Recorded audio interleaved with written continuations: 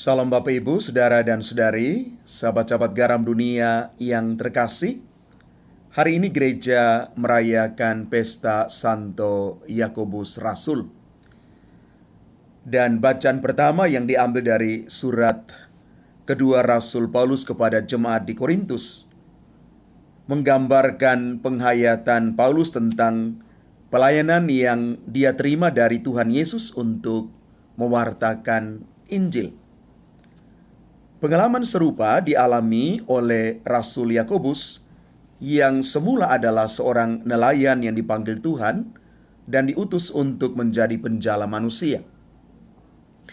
Banyak tantangan dan tekanan yang dihadapi, tetapi dia tetap setia sampai akhir hidup, dan bahkan ketika dia menghadapi hukuman pancung atas perintah Raja Herodes Agripa pertama, dan ia menjalaninya dengan tegar, dan pada akhirnya dia menerima kehormatan sebagai seorang martir Kristus.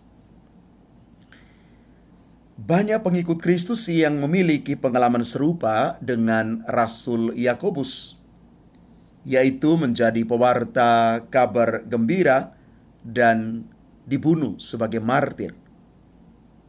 Dalam kenyataan hidup, setiap pengikut Kristus pasti pernah menghadapi tantangan yang kadang terasa berat.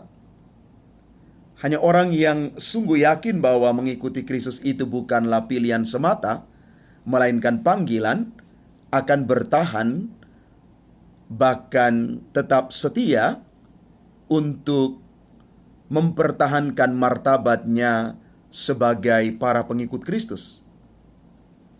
Maka dari itu ketika menghadapi tantangan, dia tidak goyah, karena dia yang memanggil kita, yakni Yesus, itu pasti setia, menyertai dan melindungi.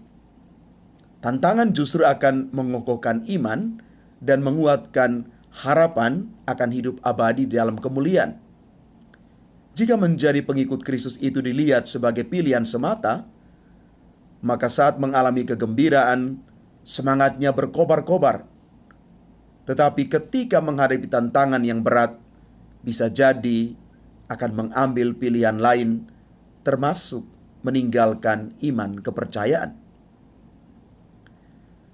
Bapak, Ibu, Saudara dan Saudari yang terkasih, Santo Yakobus adalah salah satu rasul inti Yesus selain Yohanes, saudaranya, dan Petrus.